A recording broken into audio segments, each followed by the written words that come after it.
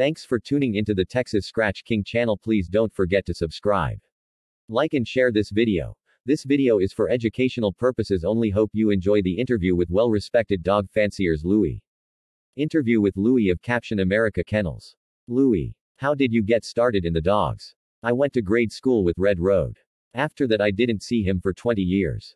I found out that he had pit bulls. I had read in some magazine that pit bulls could whip any dog in the world. I said that's the dog for me.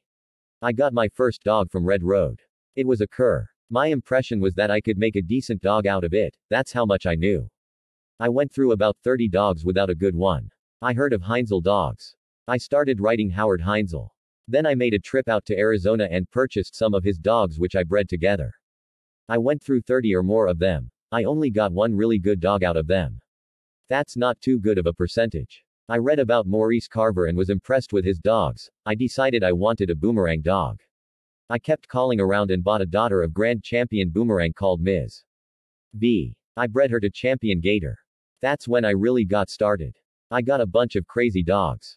Not high caliber but dead game. Fight crazy animals. They had good air but not enough mouth. But I liked them anyway and still do. In your early career, did anyone take you under their wing? Nobody actually took me under their wing. But I did become good friends with Andre Groux, who I consider one of the best dogmen ever. I have talked to some of the greatest dogmen in the country.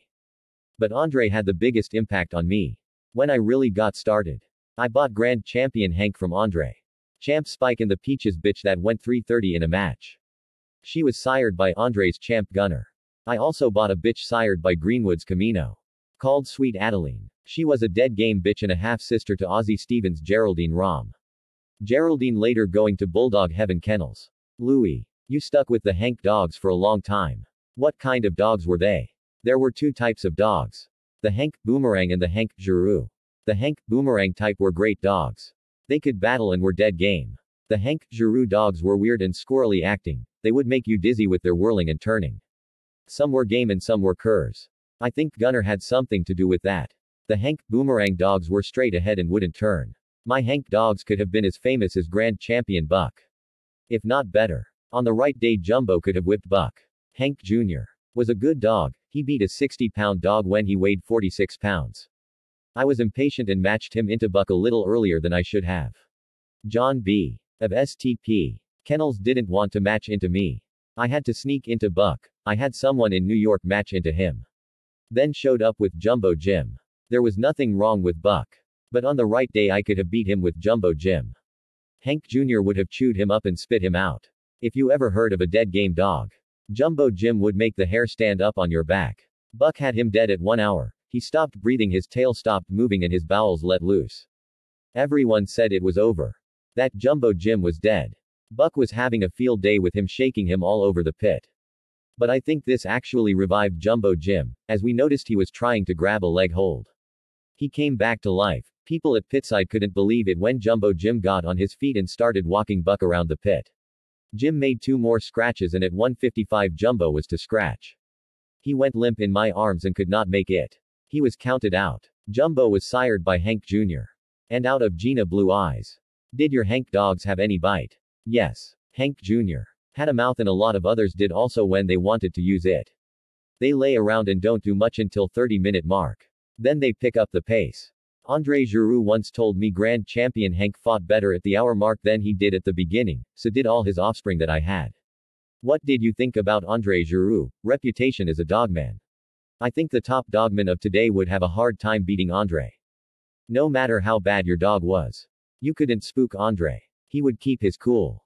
So would his dog. Andre's dogs were stickers. Once they get a hold, they would keep the hold for long periods of time. For example, how about when Ron Petronelli matched the famous Sioux Boy dog into Groux' Spice? Spice was bred by Andre and 1/2 Corvino, while Sioux Boy came from the kennels of Maurice Carver and was a super bad dog. Sioux Boy had previously won over Jay Weitzel and Mangrum's Hobo, destroying him. Sioux Boy was dragging Spice around the pit at 25 minutes, throwing him like a sack of potatoes. Petronelli told Andre that Spice would be dead at the hour mark. When the hour mark came around, Andre said to Petronelli with his French-Canadian accent, "Hey Ronnie, I got you now." Spice was still making good scratches. Sioux Boy was too weak to scratch. Andre knew his dogs great. I had Champion Rocky's brother, he wasn't worth 10 cents. Andre was into racing pigeons. He would compete with people who had as many as 1,000 pigeons, and he would come in first although he only owned a dozen pigeons. He used to look them in the eye. And if he didn't like them, he would rip their heads off. He knew which ones were good. He had some sixth sense. He knew something in an animal. He had Carlos, Pinky, Champion Gunner, Champion Sunny, Champion Trip, and many other high-caliber dogs. Sunday was a great dog. She came from Ralph Greenwood, as had the half-sister to Ozzie Stevens, Thelma Lou. They were both sired by Maloney's Davis dog. Thelma Lou was also the dam of Grand Champion Snake Jr., who I also purchased from Ozzie Stevens. Sunday was a hard-biting dog that won all her fights in short order. Everyone has heard the story that Champion Rocky whipped 2 dogs in one day. Andre was great, his dogs, however, weren't that great. To take a dog like Spice and beat the hard-biting Sioux boy shows that Andre could take a dog not as good as the opponent's dog and win consistently. You have had some deeply game dogs. What kind of dog do you prefer? A dead game dog or a hard-biting dog? I like a dead game dog. But they are not cutting it nowadays with a number of hard-biting dogs around.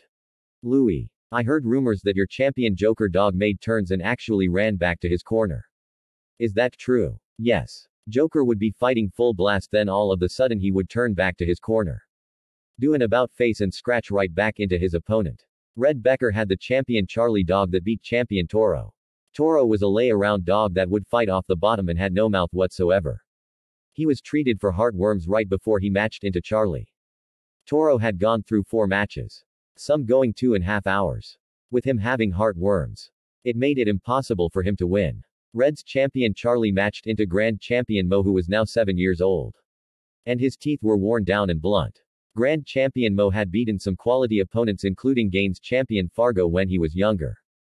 Champion Charlie won over Grand Champion Mo in 26. But when I called Red and Charlie to match in Champion Joker, Red's words were, "No.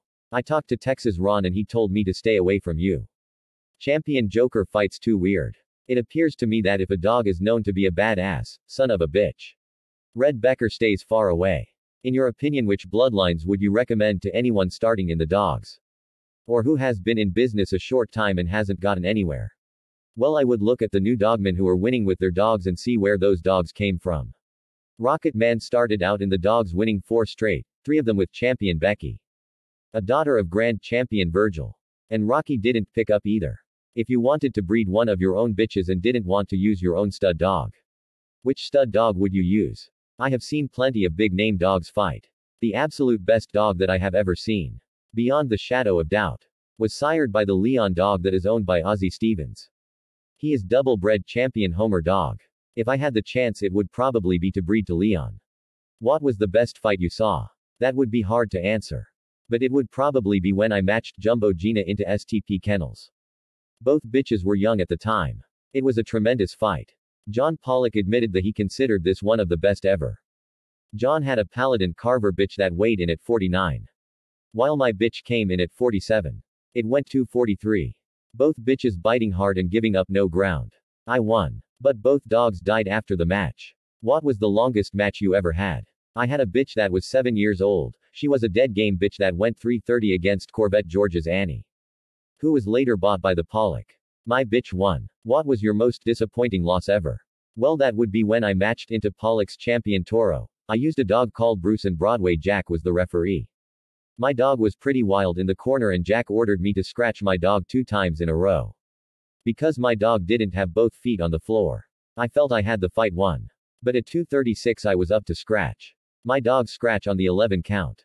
Normally it would have been Champion Toro's turn to scratch, being as though the referee ordered me to scratch twice. I feel that it cost me the match. What was the hardest dog you ever had to face?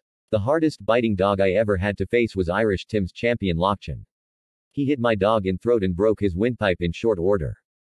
I have advanced since my early days when my dogs had no ability or bite. I have added blood to make myself more competitive. I am afraid of no dog or dogman. Thanks for listening to the Texas Scratch King channel.